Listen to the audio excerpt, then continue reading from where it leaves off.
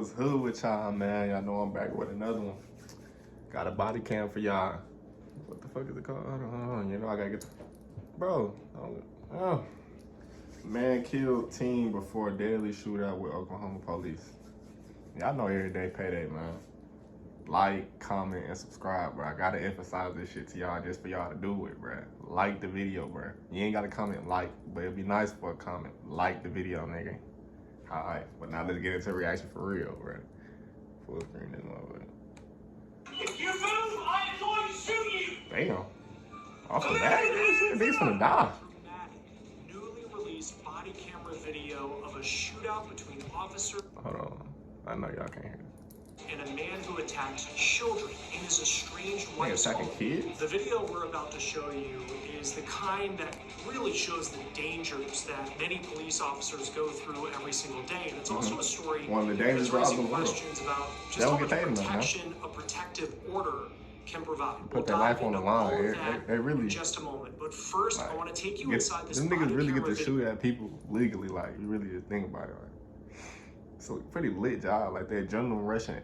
Like, they don't know what the fuck they finna get into every day. Like, they ain't got a regular job. Like, this shit like, that shows police officers responding to a domestic disturbance in Oklahoma City. With the white van? OKC police say their officers started taking gunfire as soon as they arrived, and you can see the officer pull his gun as he enters the garage. Police say the suspect was the estranged husband of a woman who lived in the home. She had already left the house, but multiple children were still inside. Police department! Police department! Make yourself known! The officers took gunfire as soon as they entered the house as well. This is the camera of the first officer in the door, and you can see at this moment the older child holding a younger child in their arms, and around the corner the suspect is still shooting. Damn. They ain't even give a fuck who we gonna hit. That's crazy. Bullets don't go straight. Like, police say those two children were able to get to safety. After the initial barrage of bullets, the officers take cover behind furniture in the home as they wait for backup to arrive.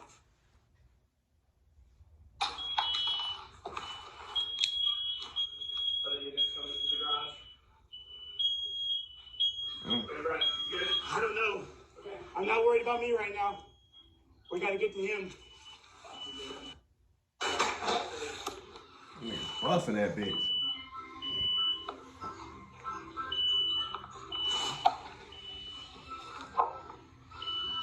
And this is at 1 o'clock in the afternoon, bro. These niggas ain't wake up. Normal nigga probably don't wake up until like 7, 8 o'clock.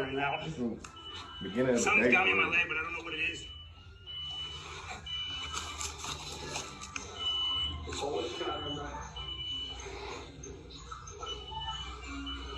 Hey, I've got cover. Check yourself right now. But it's rushing though. Like I said, something hit me in the leg.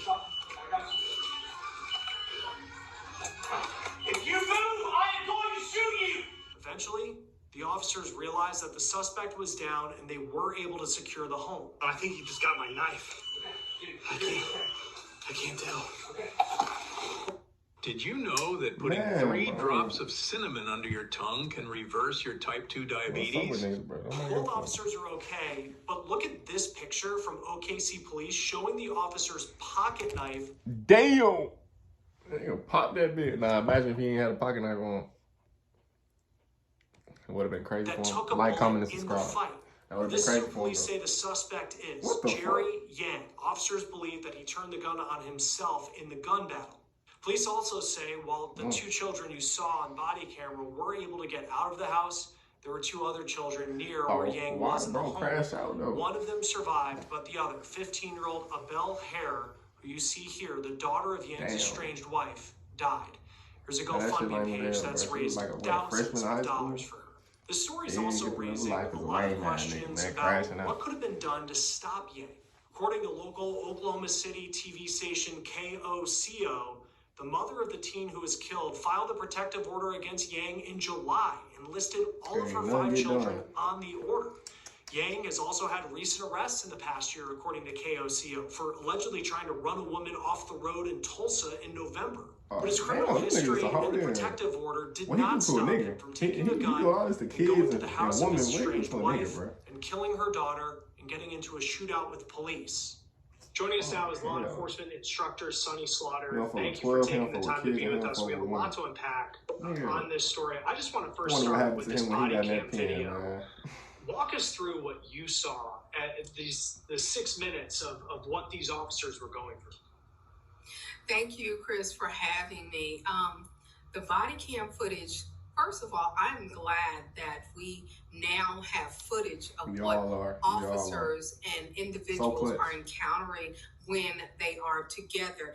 And this body cam footage is so extraordinary and so difficult to watch because they walk in unknown to a scene, and as you can see, they are immediately taking fire, and there are other people in the home to the right of them that are just kind of standing there. How dangerous is that?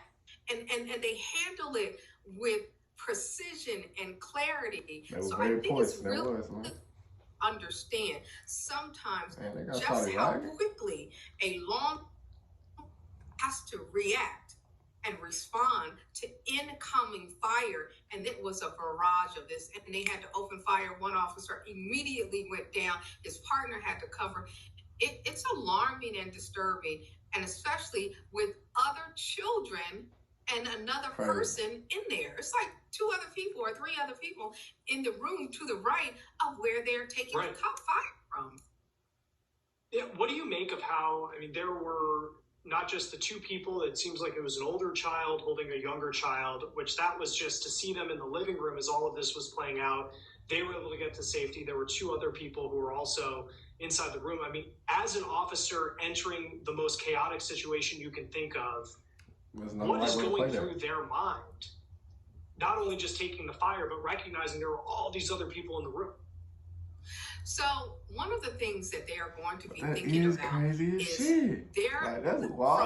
from their lens, what they can see, the danger that they can see. What's in their minds is trying to figure out the dangers that they can't see and how they might have to respond to that.